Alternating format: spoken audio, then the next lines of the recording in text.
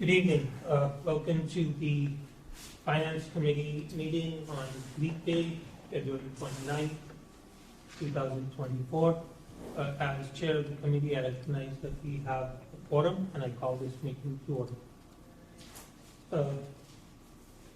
The item on the agenda is basically, the next item is basically any reports or announcements that any member of the committee may have. Does anybody have anything they would like to report or share? If not, we shall proceed to item number 3, which is accepting the minutes of January 18th, 2024. Has everyone had a chance to look through the minutes? If so, may I get a motion to approve them? So moved. Second. All in favor of the motion, please say aye. Aye. All against, please say nay. And the motion passes unanimously. We shall now proceed to item number 4A, which is presentation of the town manager's report for the operating budget 2025 with recommendations. Great. Good evening, members of the Finance Committee. So tonight, the goal is to provide you with a high-level overview of the fiscal 25 fiscal projection 1 document, which is our initial budget recommendation. We want to provide a high-level overview, of course, because this committee will spend hours near the end of March in budget hearings where you'll have the opportunity to go through and ask questions and get great details from department heads on a line item by line item basis. But it's always important to kind of set the context of the big picture before we get into diving into the first departments, which we'll do near the end of March. So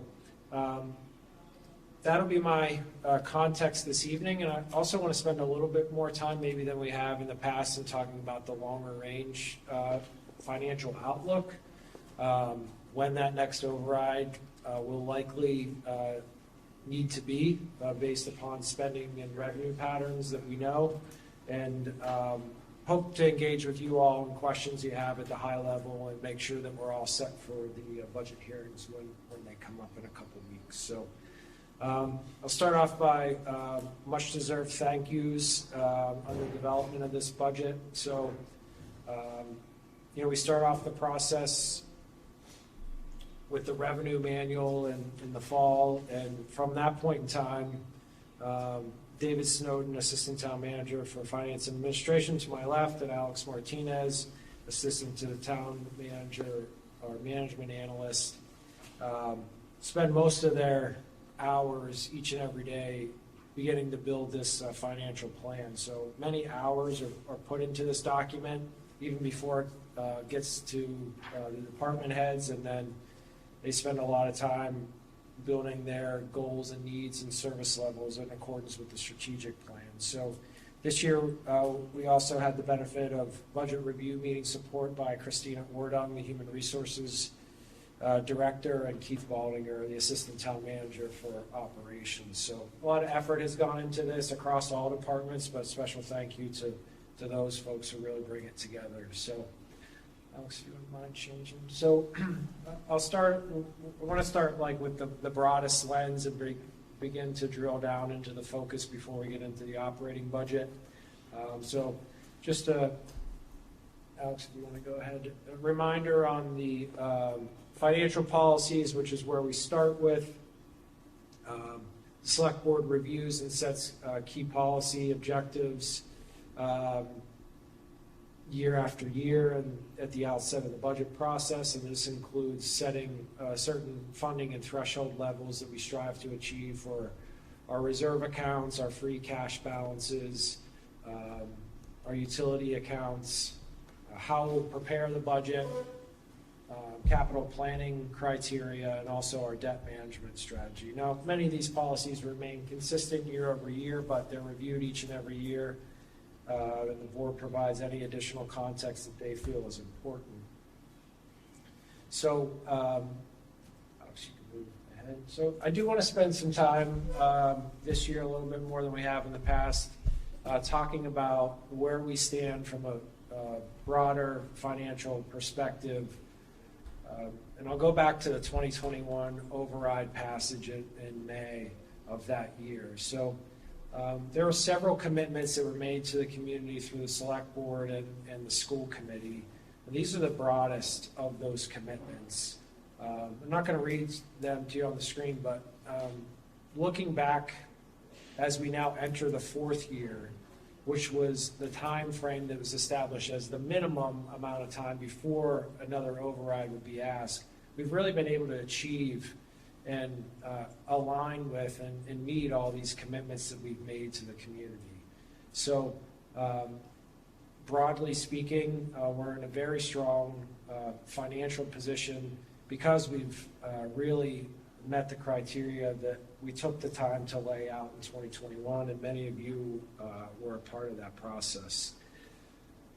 So, Alex, if you don't mind. So I just want to talk about the numbers real quick. So this is everything looking forward. So fiscal year 25 is the fourth year that was in, from the passage of the override. So this is the budget that we're working on now, and those numbers are actuals. And then as we move out to fiscal year 26 through 29, which were shown on the screen here, we're using projected values. For the revenues, we're using our traditional historic look back and the increases that are both conservative yet can be relied upon to make sure we maintain strong reserves and a strong fiscal position overall. We've been able to increase the amount of Schedule A receipts that we're bringing forward. It's not really a surprise to this committee, I know, because of the strong performance that we've reported on at all of your meetings, not only this fiscal year, but last year. We can get into those in a little more detail in a little bit. But for fiscal year 25, we have a balanced budget that we're presenting at the level of $183.7 million. This includes all spending that we're proposing, at least at this point, and we'll add to that from an operations standpoint. But looking out where we stand in future years, we had a 4-year commitment, and even with the fiscal year 25 budget development, we're not proposing to use any of the override stabilization account. We're actually proposing to make another deposit into it, which is something that we didn't anticipate. And that's the reason that we're able to do that, I think, is really two factors. Extraordinary growth and development within the community, mainly a lot of it, I should say, within the commercial sector. I think of Centec North, and we had a groundbreaking ceremony yesterday, 440 Hartford Turnpike. We have another major commercial facility that's in permitting at the planning board at 142 Clinton Street.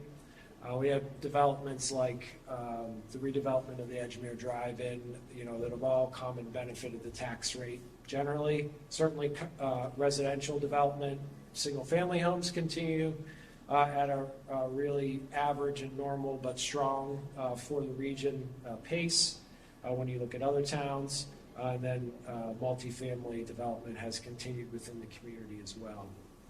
And the second main factor really is Schedule A receipts. So those receipts which are economically driven, like motor vehicle excise and cannabis excise, and of course investment income, which we've talked a lot about. And that's given us the ability to really realize a lot more revenue than we could ever have reasonably forecast way back in late 20 and 2021, and it's really benefited us because our spending has also been capped. We've been able to purposely take that extra revenue and not spend it or waste it or just put it into the operating budget like I think a lot of other towns without strong financial policies would have. Rather than spend those dollars, they've gone into the override stabilization account, which you can see basically in the second line of numbers out there.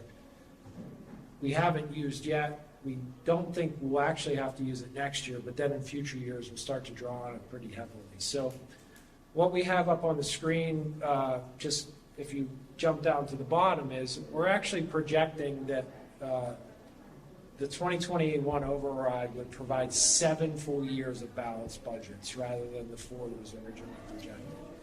But I want to talk about that 7th year.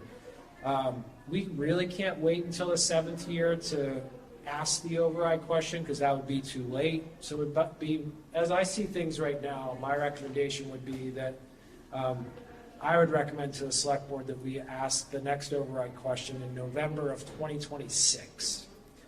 That gives us an opportunity to make budgetary adjustments, or maybe adjusting the ask if it doesn't pass the first time. If we ask in the fall of 2026, we wouldn't apply it still until July of 2027, or excuse me, 2027. So we'd still have the one full fiscal year after that, but applying it at that time gives us the benefit of having the opportunity to make some adjustments if it doesn't pass the first time, and then applying it the year before we're actually showing a deficit provides long-term financial gains that we can leverage into the future. So you do see on the screen up there that 2029 is showing about a $6.4 million anticipated deficit. If revenues continue to stay as strong as they have been, that number will get smaller, but I don't think we're going to overcome 6.4 million in that amount of time. So again, assumptions and spending levels that are within the commitment limits are what we're using in those bottom lines. So I'm rather confident in these numbers, but we'll have to look at them year over year like we have been. Just a note, it's Yep. like fiscal year 2028 for the education charge is almost $1 billion. I think they might. Oh, yeah. There's an extra number in there. They may like that. Sometimes, yeah. Follow up to that though. Yeah, is there, of course. is there one key driver that you would kind of hold responsible for that need for the override in the future? Is it like just overall? Well, I think the overall need is just that if we go back and look at how much money we raise on an average year in all revenue sources, it's somewhere in the high upper 3 to low 4%, and our expenditure patterns to maintain level services exceed that, somewhere by 0.5% to 1% on an annual basis. So as the budget grows, upwards of $200 million of expenditures in a given year, we're just not able to maintain level services, and not in a negative way, but education is really outpacing inflation and even sometimes a 5% annual increase. You might recall last year that special education tuitions, when we had to send students out, those costs were approved to increase 14% year over year by the state. And this year that number is 8%, but it still well exceeds the amount of revenues that we see changing year over year. Will we be in a position to predict subsequent overrides, given that this one you're able to stretch till potentially 2028? Are we, because given the commercial revenue increase and all that, are we in a position to say that we may come to a point where we don't need overrides anymore? I'm not sure. I haven't actually seen that play out in any of our financial models, but if this held through dollar for dollar, in order to commit to another 4 years, we would be less than the $9.5 million that we asked last time. So it depends what happens year over year and what the duration is that we really commit to. But that's what so we did a $9.5 million override last time. Now there's dollars and cents and policy that goes into how much that we ask for, and that decision will have to be made once we get much further out in time and really see what that projected deficit would be in 29. And again, I would fully anticipate that deficit that's shown on the screen will get much smaller, but I just don't think that we would overcome that.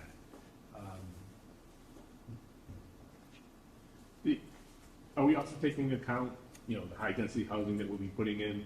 Or, that will most likely have a negative impact on the budget. No, so we're not anticipating anything other than average new growth, and average new growth is somewhere between $1 and $1.2 million a year. I'm thinking on the expenditure side. How many units are they talking about for that high density over the next 5 or 10 years? So MBTA zoning requires the zone for up to 1,500 units. There's a lot that goes to that, and I know we don't really have the time to get into it, but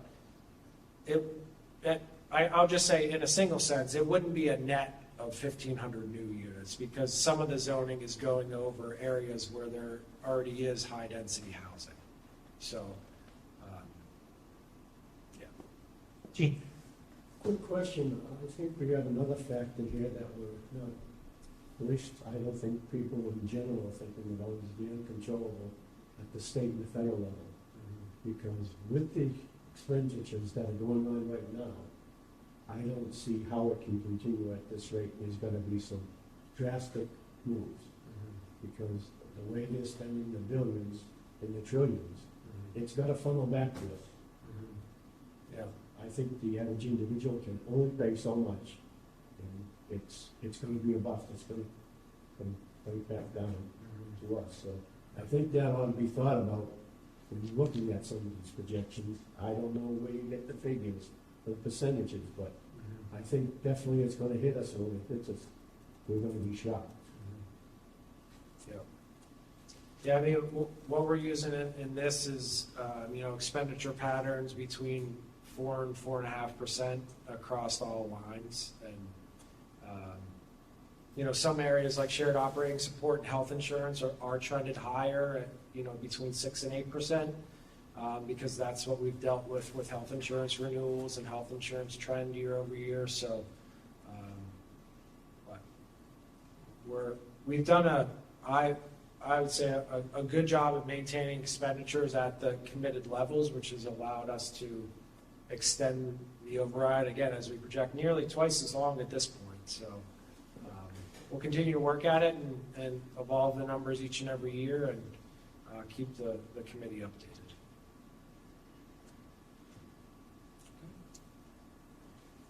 All right. So here's a look at the override stabilization balance fund. Again, so as we hit our expenditure caps and when we receive additional revenue than what we originally budgeted for, we're not expending those dollars, we're putting them into the override stabilization account. And, always just like the caveat like we do in many different times. So, we're projecting on the screen a little over $8 million in total override stabilization fund balance. As a percentage of total expenditures, it's a little less than 5%. So it's a big number in the fact that it's $8 million, but it's only about 5% of total expenditures year over year. So it's a reasonable reserve for us, and it benefits us when not only for our bond rating, and it will benefit us in the future of having the stabilizing factor and not having to ask to override, the first year that we would otherwise show a deficit. We'll draw down upon these funds and prepare and extend the duration of this current agreement. So really now turning into what we're proposing for fiscal year 25, again, trying to stay at the high level overview, kind of at the department level. We always start with the strategic plan. Of course, the strategic plan with all of its strategic outcome, 5 strategic outcome areas and strategic action areas are shown on the screen here. And we'll continue to just tie our expenditure patterns and talk about past performance in the context of these 5 strategic outcome areas as we go throughout not only this budget presentation, but the budget hearings coming up in a couple of weeks. So not a lot has changed for our fiscal year 25 revenue model that we're using to build this budget from. Again, it's about $183.7 million that we're proposing in expenditures, the tax levy being the largest amount, followed by state aid, our utility revenue, which comes in from rates and fee charges that we levy for water and sewer and stormwater and solid waste, enterprise accounts, of course, local receipts. I want to talk a little bit about that on the next slide. Kevin, do we have a comparative sort of chart that can show the percentages over the years in terms of revenues? Percentages of revenues over years? What's the makeup? Yeah, I think in the revenue section of your budget book as well, there's a pie chart, and I also think that we do have a historic chart of revenues over the years as well. And if not, if it's not easy to find, we can get that over. I can see if I can find that and send that over. We have pages to get a picture. Yeah, of sure. Where we're getting our revenues from, Absolutely. not just. Yeah, sure. So do we know what's the state aid, where we stand in state aid? Is it like what would be the final amount? We do not know that. We probably won't technically know the final amount until, if we use the last few years as an example, until the end of July. What were you using right now, Alex? What are we using? Our projections or? We're using our projections. The governor did release the initial budget, but we kind of just held our numbers. It's like 0.08%. It's very, very low. Yeah, so I'm a little concerned about the budget, the governor's budget proposal, with all due respect to her.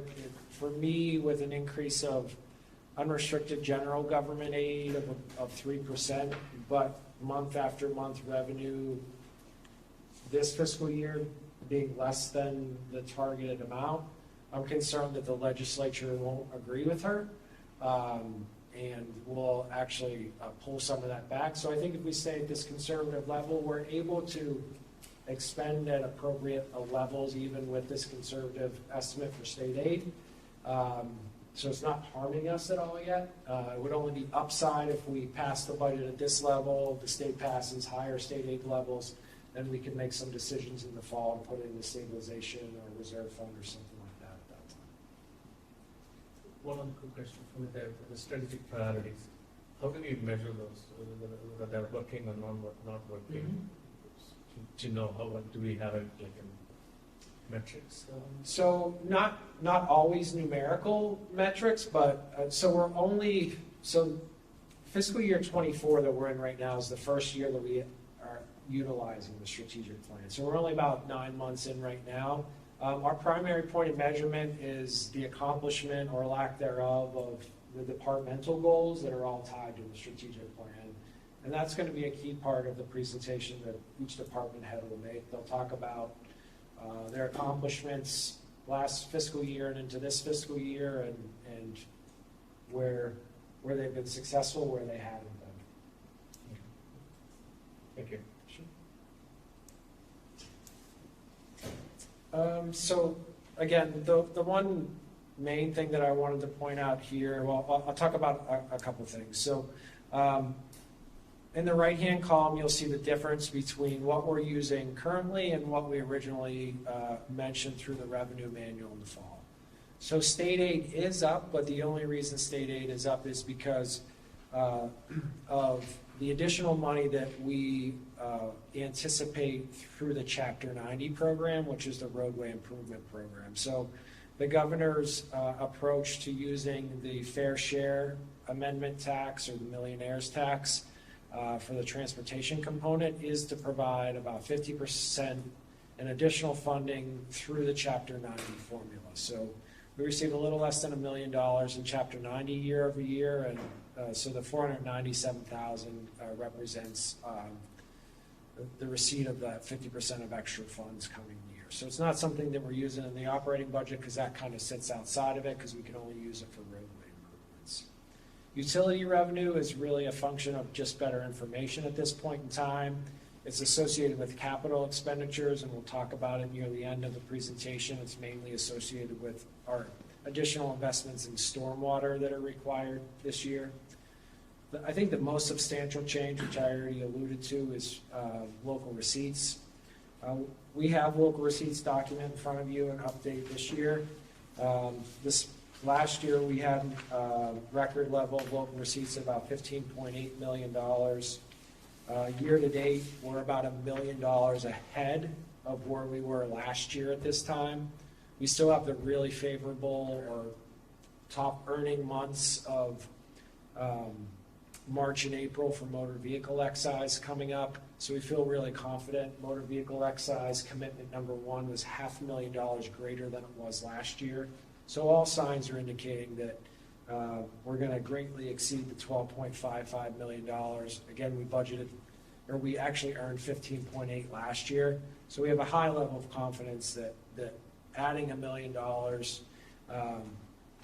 not only remains conservative, but is the right thing to do to utilize the resources that we have. And mainly, this $1 million is all going to go into the override stabilization account and help us in future years. Question? So we projected 12.55 for 2024. We're about $1 million over that, is what you're saying? This far in the fiscal year. So we're $1 million ahead of where we were last year, and last year we raised 15.8 million. Okay. So, in theory, all things being equal for the rest of the year, we could raise just shy of $17 million this year. So year to date, we've done 8.1, so we're basically going to double that. We could, yeah. Yes, strong indications are that we will. Yep, And does that also include the investment income? that it we does, have? yeah. So does that mean we'd be putting, so we did, say we do 15.5? Yep. We'd be putting $3 million into the stabilization fund? 3 million would go to free cash, and then, we could vote it into stabilization, and we do plan to put money into general stabilization through free cash, so yes, short answer is yes.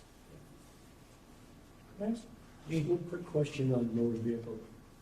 Why don't we have a handle where we can tell that to be almost exact? Doesn't the Registry of Motor Vehicles feed us that information? They feed us that information, but really between 7 to 10 times a year. Yeah, so the motor vehicle commitment 1, which is when most people get their excise tax bill, is this time of the year in February. That really represents everything but new and used car, kind of what you had last year. So that's our bulk billing. But as people buy vehicles throughout the course of the year, we get 7 or 8 additional commitments that allows us to then bill for the new vehicles or, used vehicles that someone else acquired and things like that. It would be much better than if they were keeping this posted all the time. All the time, right, yeah. Yeah. No, they do it in batches. Yeah. Yeah. So,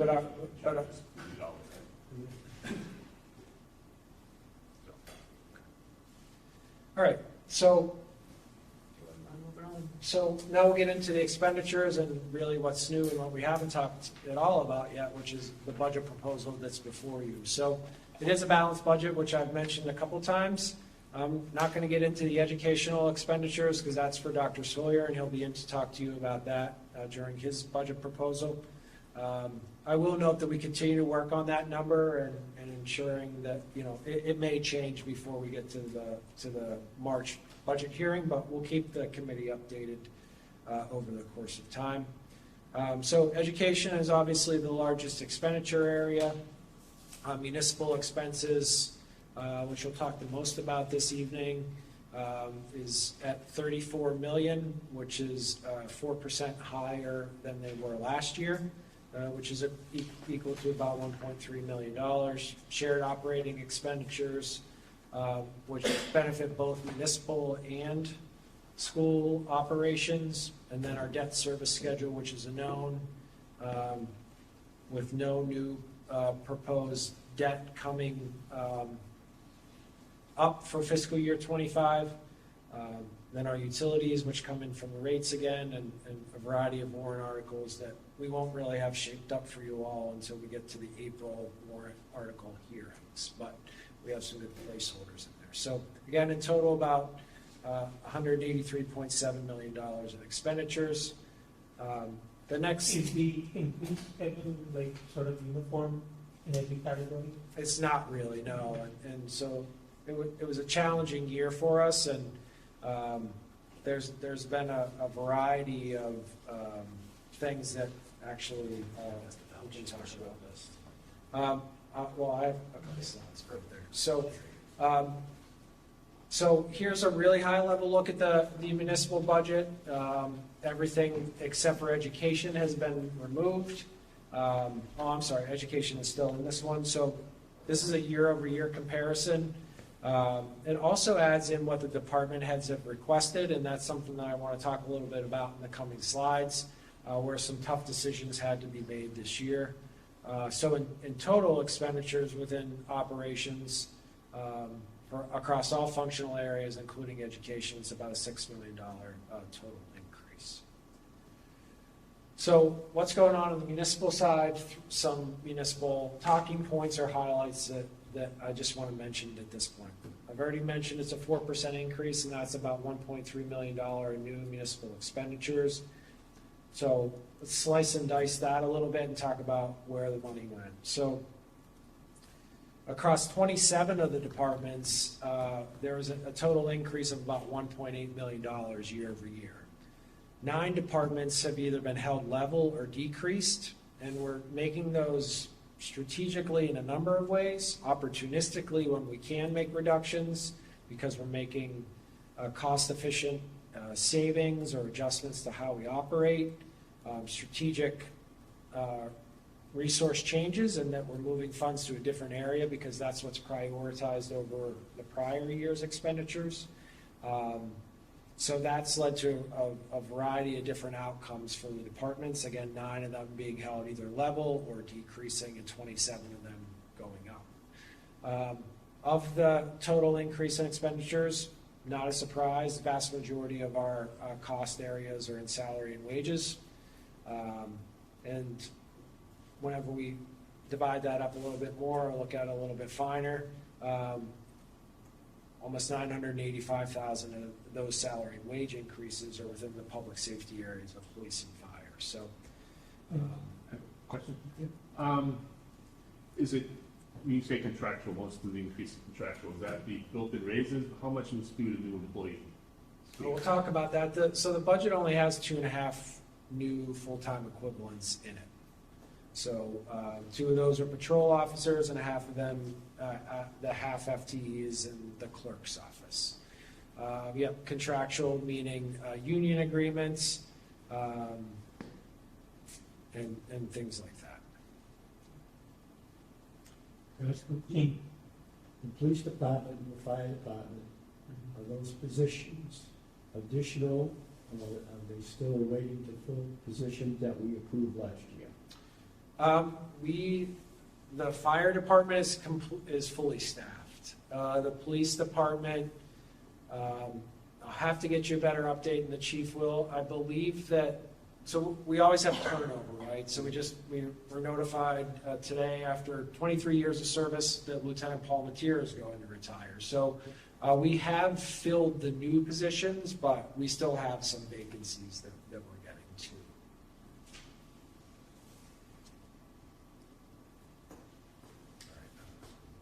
So I want to talk a little bit about those reductions. I didn't mention on the last slide, but you can see here, from what departments requested in their original proposals, when we asked them to submit for level service budgets, we had to cut almost $1 million more than we actually got to add. So we reduced the $2.4 million worth of proposed expenditures from the budget.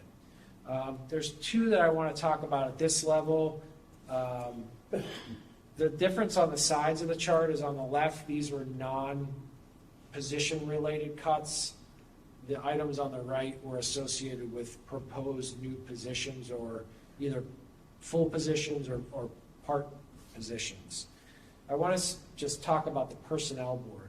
So we're doing something a little bit different this year, and I think it's been talked about by this committee in the past.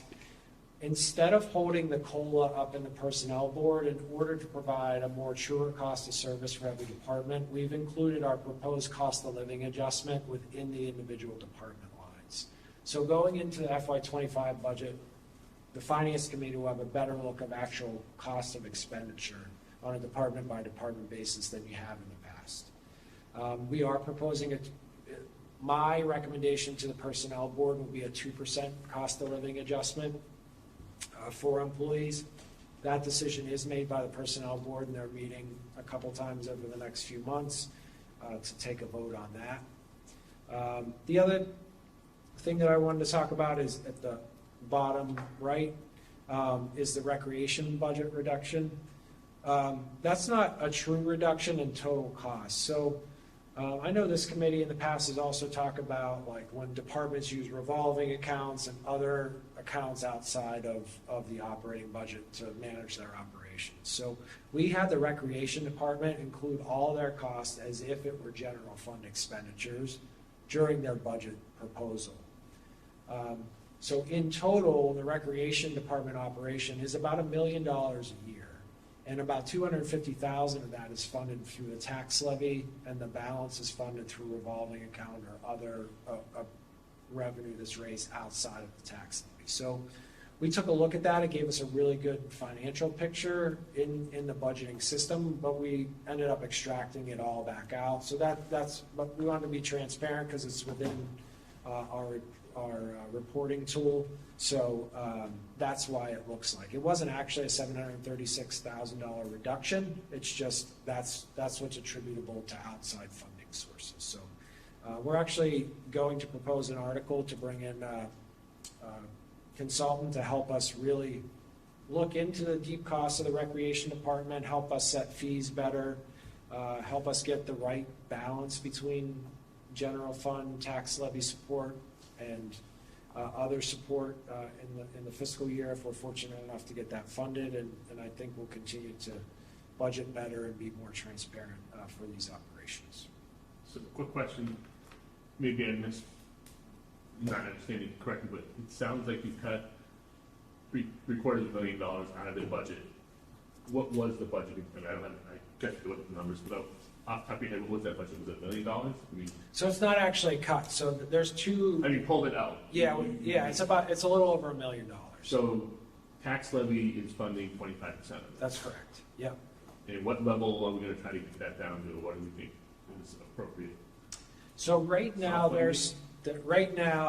I think that the tax levy and the best financial management model will need to increase because we're still supporting full-time employee salaries through the revolving fund.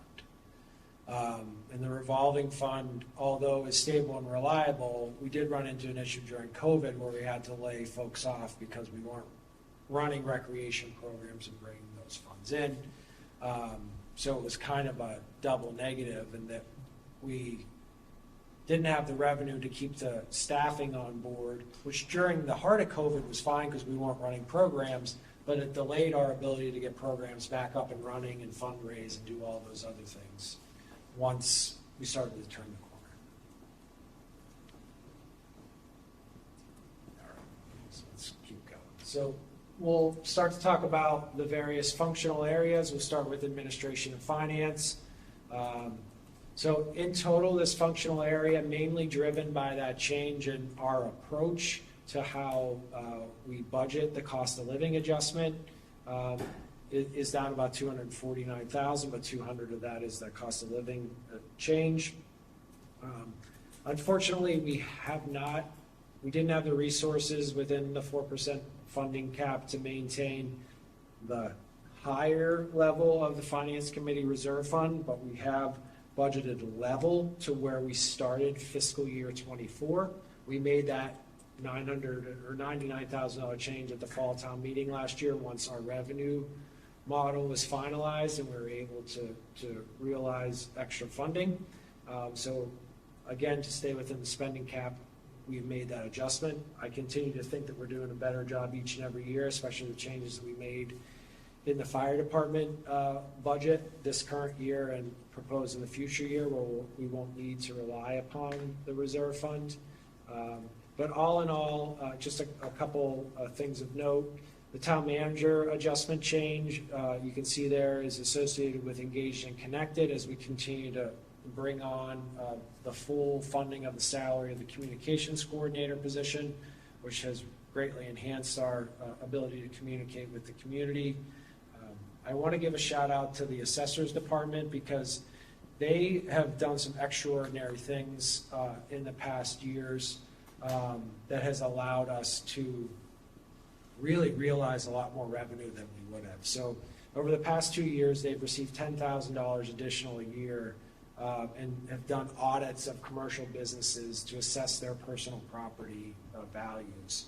Over the past 2 years, that $20,000 worth of investment has yielded over $1 million in new taxes over that time frame. This year, it looks like we'll raise about an additional $100,000 in fiscal year '24. So the number's going to continue to get. There's only so many businesses to audit it, but they've made huge strides in getting us through consultant work at a much higher tax base. It's why new growth has been so much higher than it has been in the past, because that's where that money gets slotted into. But it's about $1 million over the last 2 years. So the one FTE change that is noted on this screen is half position for the assistant town clerk. It's currently a 50% position, half-time position, and given all the extra demands, especially with voting and voting registration and things like that, we see the need to bring that department from 3.5 positions up to 4 full-time positions. All right, so operating support, again, this is back office administrative expenditures that provide support in a number of ways to departments. The largest, of course, is group health and life insurance, the town's contribution to health insurance for employees. It's about a 9%, a little less than 9% year-over-year increase that the rates are going up. So it continues to be one of our largest single expenditure categories. About 2/3 of these dollars are associated with school employees, and the final third are municipal employees. We do raise money through the water and sewer rates to cover the cost and raise revenue to contribute to those employees. So we do a good job of cost allocation here. The sustainable icon for the strategic outcome area is next to the oil and fuel line item, because for the first time we have costs associated with gasoline, diesel, and electricity in this line item. So we will pay for our hybrid and fully electric vehicle charges through this line item, like we have with traditional fossil fuel gas and diesel vehicles. So I just wanted to make that note because that's a change year over year. This funding area was not able to stay within the commitment cap because of the extraordinary increase in group health and life insurance. It is up about 8% year over year. We tried to always keep it at no more than 6.7% on an annual basis, but we weren't able to achieve that this year, even with being able to reduce the oil and fuel. Question. This is the first year that we're including oil, fuel, and electricity. Am I reading it wrong, or did we go down with the budget? Dave can talk about a little bit about the fuel procurement this year, because that's really the cost of gas and diesel is driving. We got instead of a variable rate contract, we are back on a fixed rate contract for the calendar year 2025. This calendar year, so 24. What did you lock in at? Give me 1 second. I can pull that up. 2 weeks. I think so. Yeah.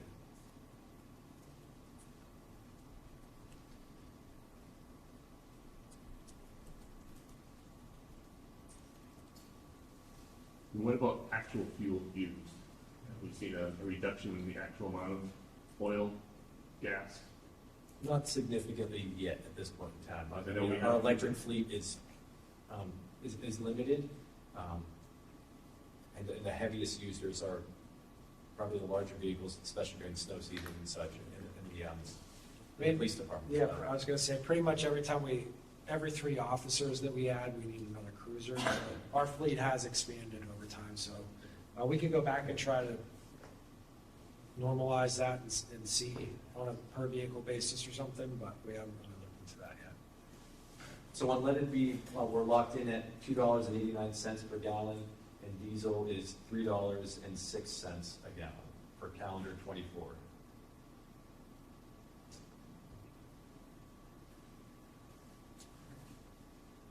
So public safety continues to be an area of priority and focus, and it is proposing the addition of 2 additional full-time patrol officers.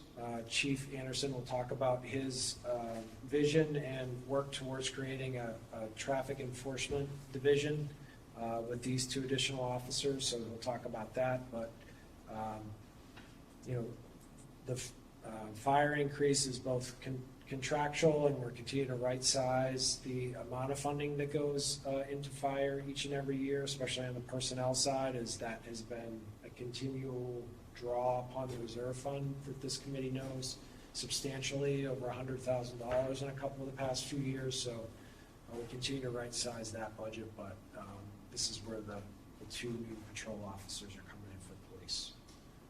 You say traffic enforcement is, how's that gonna be different? Are they looking to write more tickets? Yeah, absolutely. So, I mean, right It's a now, revenue generator. yeah, so right now, you know, we basically staff shifts with enough officers on an average day to respond to calls. And a traffic enforcement division actually deploys resources to be able to do traffic enforcement, run radar, crosswalks, and things like that. So we don't tell anyone, but, you know, we really don't set up and run radar a lot because we don't have those resources. We're really running call to call. You know, I think we had over 42,000 calls for service for the department in calendar year 23. So it taxes the officers, and we don't get to do, I'll call it proactive traffic enforcement.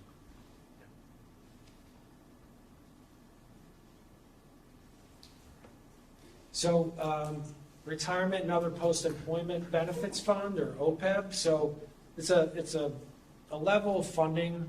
Of course, we're very proud of the fact that, you know, we are one of the highest funded pension systems in the state. We were at 100%. We fell a little bit during the 2022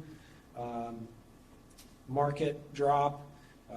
We performed very well in fiscal year 23. So we're going to continue to, you know, move funds between contributions to pensions and annuities and other post-employment, always looking to continue to keep our pension system as close to or at 100% funding level.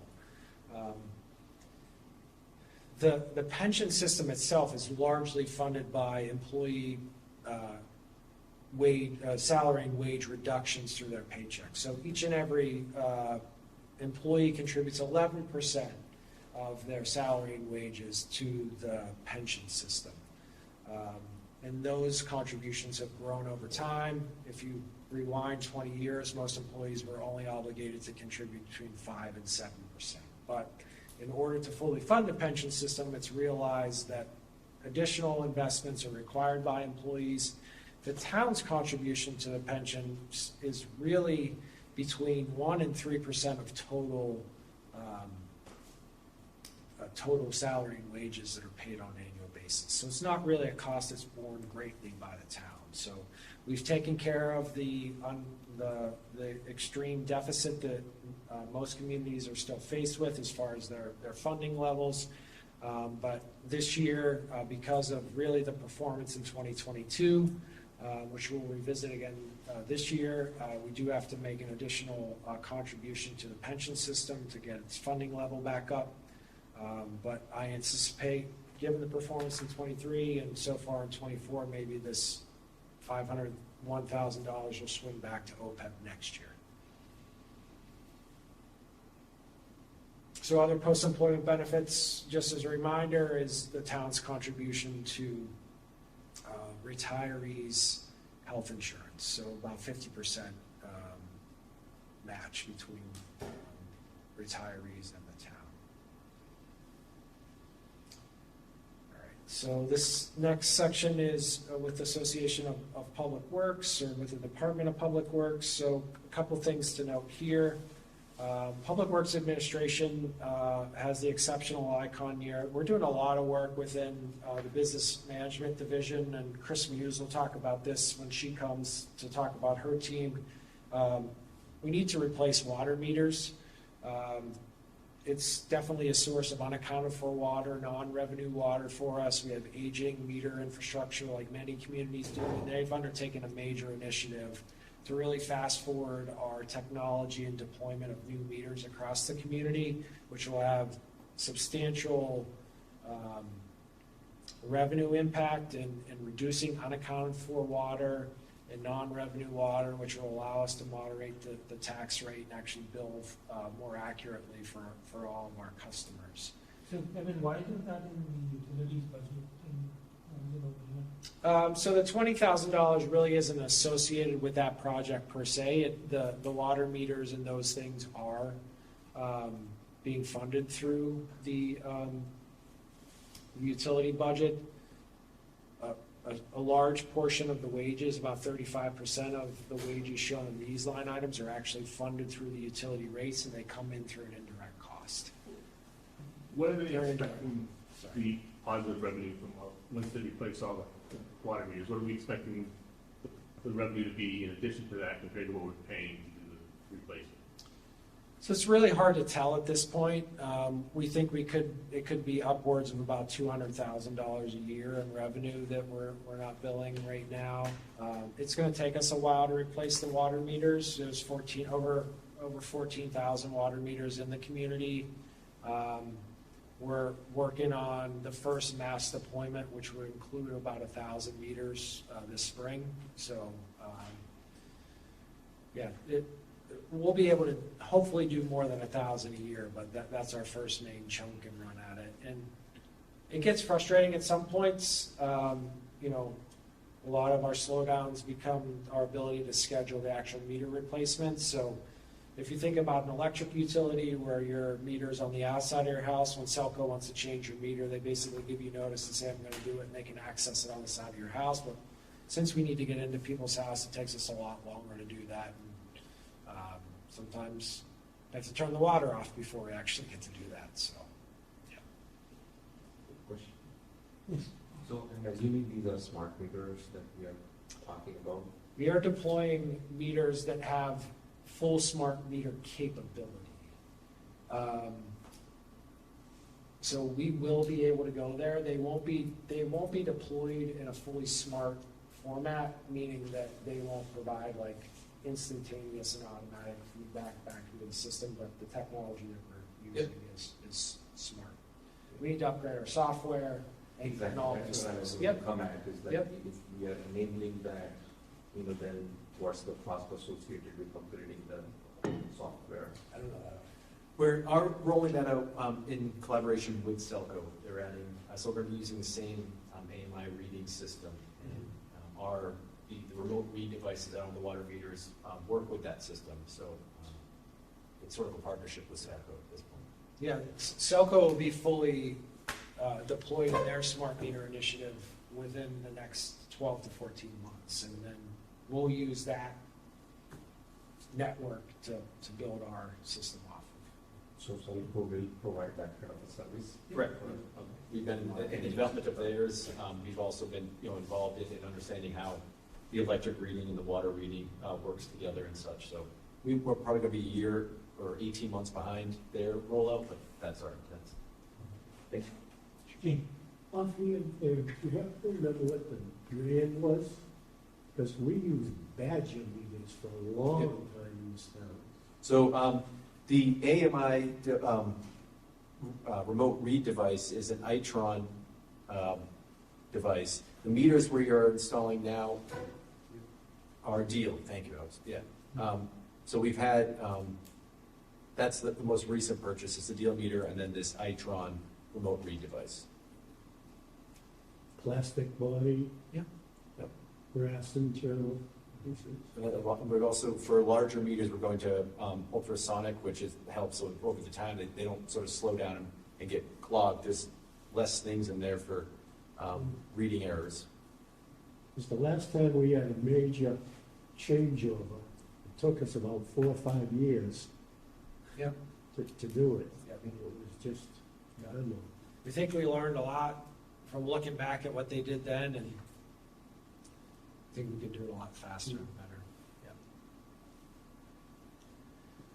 Yeah. Okay, so public buildings, large increase in utilities, about 70% of this budget's attributable directly to schools and custodial services for schools and school utilities. So, inflation and energy cost increases, despite the fact that we have the benefit of Selco is still weighing hard on this line item. The other large factor, which is over $100,000 here that Bill Tuttle will talk about, is contracted services. We're on a 3-year cycle for contracted cleaners, and those are up. Majority of them were up this year. So really just minor changes across the board for most of the rest of the other divisions. And they'll highlight their work. So it's about about a $500,000 increase on this $10 million line item.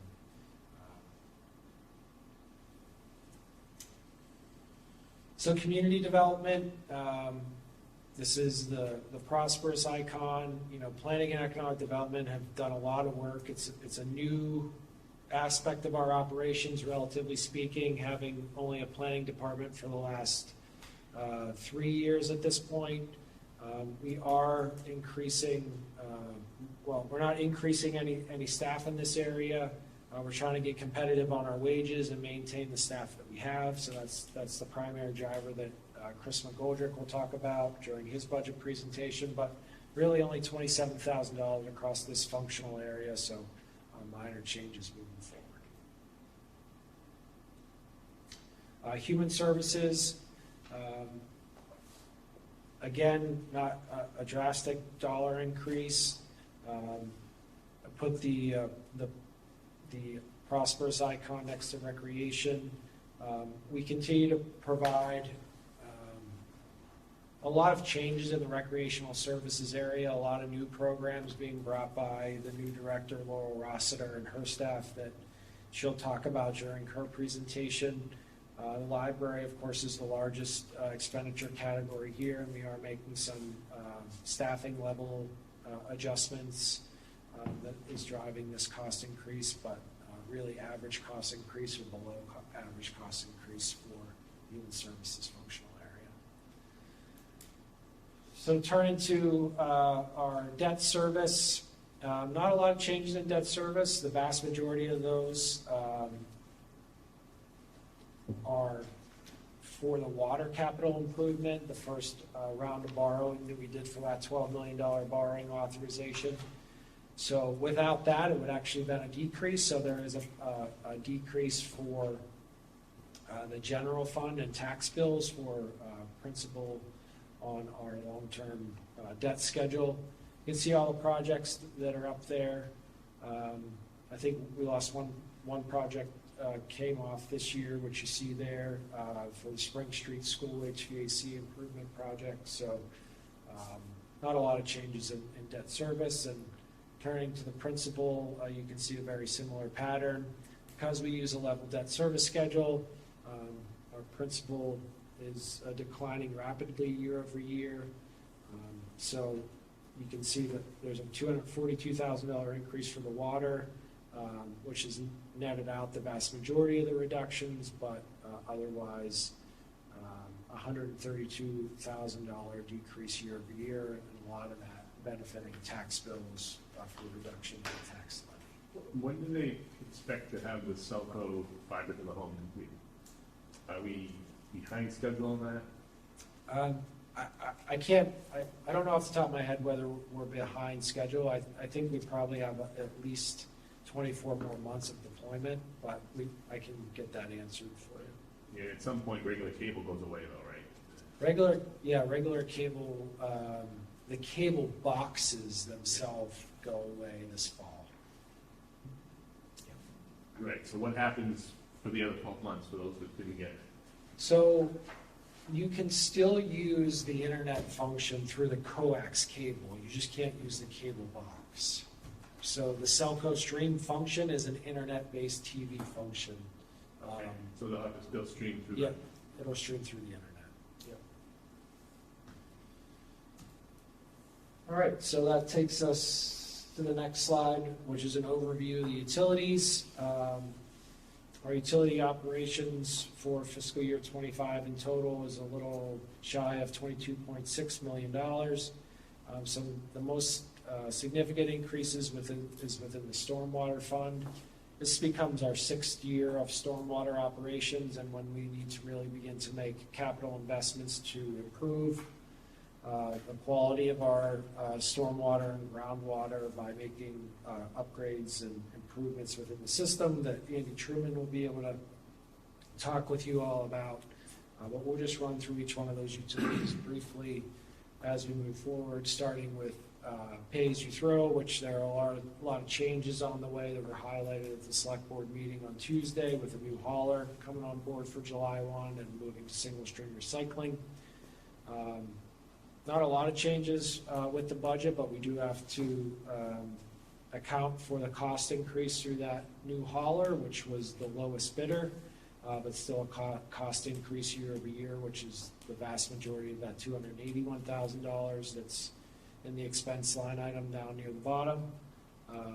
So we continue to utilize revenue that we receive from the pay-as-you-throw bag fees and the bulk waste fees, and balance that with general fund tax levy. Tax levy is a little greater than 50% this year, which we'll talk about more at the hearing, but we're going to be looking at bag quality improvements, a hauler change, and single-stream recycling ahead for fiscal year 25 for solid waste. What is the RDP? Recycling Dividends Program is a grant program that Mass DEP provides, and we submit. It's an annual grant that we submit to, and we have an ongoing grant account, and then we draw down from that for eligible expenses. So just trying to identify the revenue source that we have, and we received I think it was just shy or right around 200,000. Sorry, I can't remember. For recycling cards. And that's what we're pulling out this year for the recycling cards that will be implemented with the new program in 2025. Two quick questions. Number one, on the bags that people have been complaining how thin and everything is there going to be a cost increase to make this better bag? We're going to make the bags are going to be thicker, and we're considering an alternative to the drawstring. So there will be a minor cost increase. The reason that we're going to propose a bag cost change is because of the cost of the hauler. That would be the primary. And in reference to the grant, when there's going to be mixed recycling, are we still going to be eligible? Because now the vendor is going to be separated. Correct. We still participate in the pay-as-you-throw program, and we still meet the grant requirements for that program. Even though he's separating the recycling. Correct, yes. Have you ever seen that project out there, that facility?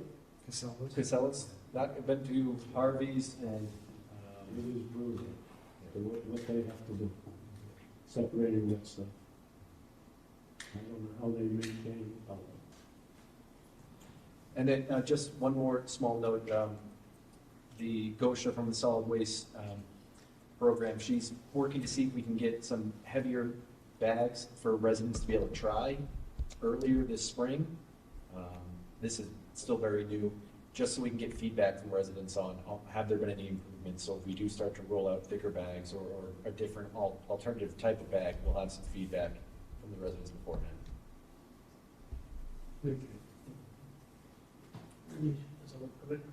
So with the new hauler, the cost would be the same? It's going to go up. So this is just still as it for 24 now? So the vast majority of the cost increase is that $281,000 is associated with the contract increase with that. Associated bins, so that we still have to have this pay as you throw bags? We do. Still, Yeah. and then those goes into the bin, and then bin. No, the bin is just for recycling. Ah. So the bags will sit beside the bin. So Is it gonna be 2 trucks? one truck that's split in the middle. The materials will go in the same truck. And if you have an opportunity to check the communication that went out after the select board meeting, there's a lot on the update in the program for solid waste recycling, and they're doing a number of outreach over the next coming months. sit in for a seminar to learn about it, or there's also a drop-in session where you can speak with Gosha, just to ask whatever questions you may have. So they're really trying to make sure that communication is really out there well in advance. So stormwater, again, one of the largest increases that we have, probably the largest single departmental increase. Again, we're moving into the 6th year. We have a permit from the federal EPA that regulates our stormwater. First 5 years of the program really was a lot about investigations and mapping, sampling, and now we're moving into having to mainly remove phosphorus from our stormwater, and the levels of phosphorus are measured in our groundwater bodies, our lakes, Jordan Pond, Lake Sigmund, Newton Pond. So we're looking at a variety of methods. One of the biggest things that we look to do is enhance our street sweeping and reducing the amount of leaves that make it into the stormwater system and into the water bodies, because they're a major source of phosphorus. There's a number of methods that Andy Truman will talk a little bit more about, but we're starting to move into the higher expenditure years than the first 5 have been. But we've planned for that and have those monies on hand through the rate that was put into place several years ago. So the difference between fees and earnings for stormwater, what is that? So the retained earnings is basically like the free cash of the stormwater fund. It was the unobligated fund balance at the end of the prior fiscal years. And then the fees are the new dollars that we're raising this year. Gene, can I ask one quick thing? They don't have any physical equipment or anything, so what do? They sub everything as far as the cleaning, retention ponds? So we are, the largest piece of the stormwater equipment or fleet that we have are the street sweepers. We haven't put any mechanical systems in place to treat the water itself, and we are contracting out for detention basin removal and cleaning. But how about the retention ponds and things like the mowing and the Yeah. brush? And Yep. we contract that out, Contract. and that's included in it? It is. Now, With this fund, do we have a time limit on that, where we expend it, or is it like 3 years? No, it's the stormwater utility that's on the tax bill, and we will be expending it, and likely at some point in the future have to raise the rate to continue to be able to meet the federal permit requirements of reducing phosphorus and other contaminants in the stormwater, but there's no real time limitation on it. We have I think it's a 10-year permit right now.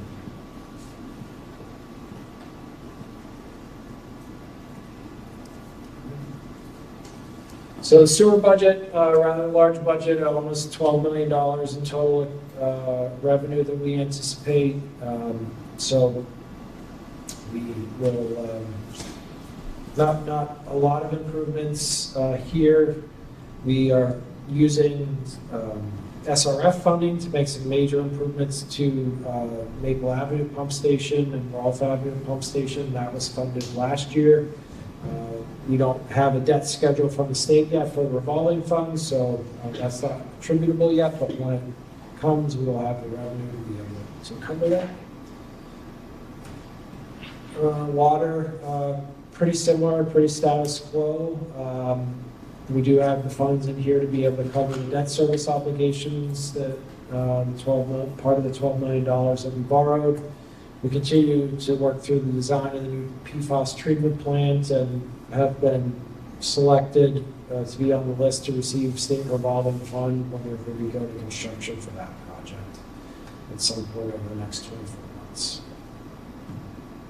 We are reducing some staff that were originally allocated to the water department that Dan Riley will talk about. It's not going to have an impact on our operations, but it was an approach that we started a couple years ago, but are not continuing with fiscal year 25.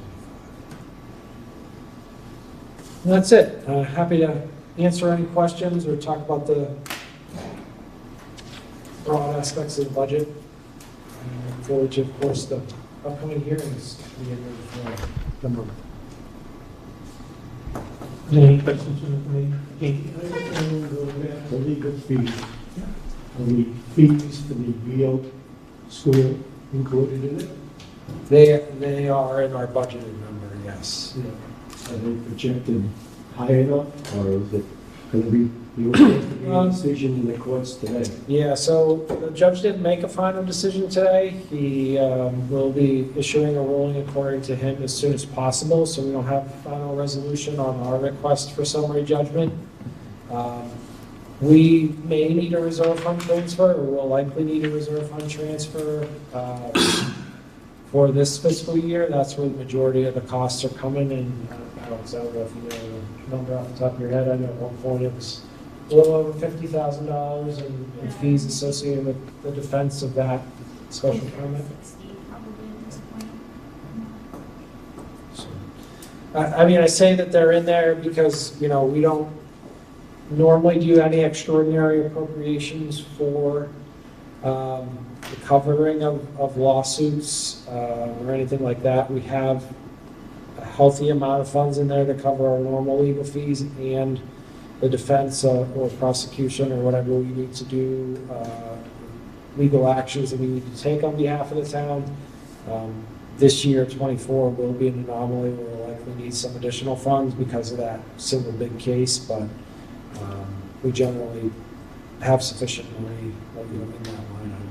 Well, the only reason I asked that, because it seems like a lot of the planning board or the conservation, there seems to be more legal representatives Yeah. there Yeah. at meetings than I've seen in the past Yeah, there's 25 years. there's a lot of big projects coming through, and yeah, I understand what you're saying. And they don't sit there for free. Right. Yeah, we don't have a lot of extra legal representation. There have been time to time that, you know, the past year that we have, but, you know, normally, whenever the town doesn't have any direct involvement, unlike 1 through 7 Maple Avenue, where we're the landowner, when a planning board decision or a ZBA decision gets appealed, it's normally up, as you know, Gene, up to the proponent or the applicant to defend that, and the town just monitors the case. Question, I don't know if you can answer this or not, but with this suit sort of dragging on, right, it's supposed to be settled, have we heard from the The developer? developer? Yeah, they're our co-defendant in the case, and they continue to, you know, have the largest role in the defense of the, in the defense process. So. Do we, I mean, have they had to change their, you know, estimates and profitability of the project, et cetera? Not that I've been told. I haven't had any of those conversations with them. I haven't asked, but they continue to provide solid legal defense of their project. Because my understanding is they probably would have already been starting some of this. Oh, absolutely. And the old deal would not be there right now. We'd have cleaned up that site. We wouldn't have to worry about, I'm assuming we're spending more money right now patrolling, so it doesn't get vandalized, et cetera.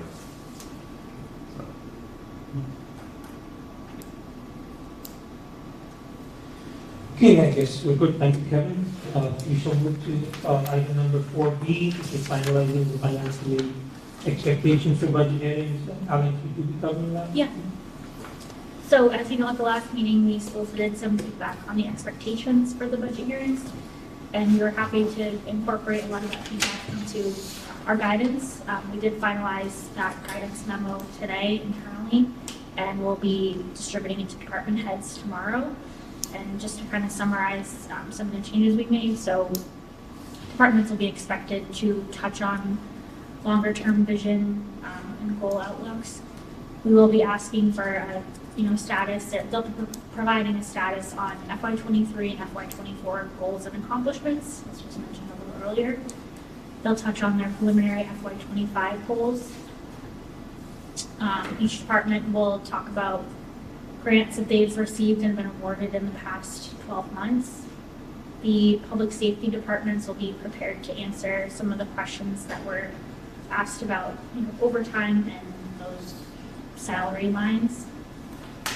And then, kind of in the guidance, we've laid it out a little bit more to encourage departments to kind of follow this standard procedure to allow it to be a little bit more consistent. So we're not going, over in time as we did last year. So we really appreciate all the feedback that was provided. If there's any other comments tonight, we're happy to take them and incorporate them as we can. Dan? I just want to say thank you for listening to us and incorporating all of that.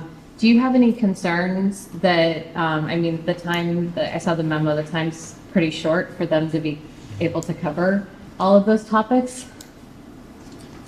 So I think a couple things. We will have the full slide deck done in advance and to you in advance, so hopefully you may have a chance to take a look at it. And we'll ask the departments to, not read word for word, but to go over things and try to do our best to stay, we know we're going late on Thursday night and we'll have a full day on Saturday, and I'm hopeful that we'll be able to stay pretty close to that schedule. We'll likely run over each day, but try to stay on track. Yeah, I don't want time to be an issue. I think this is really important. Yeah. And are we going to do anything to sort of advertise to people, maybe on the board out there, that these meetings are going on? Because one of my, obviously, I've mentioned it often, like broken record, is no one shows up to these things, no one watches, and especially town meeting members, and then we ask the same questions that have been answered, and if people want a voice, it's a public hearing. So, yeah.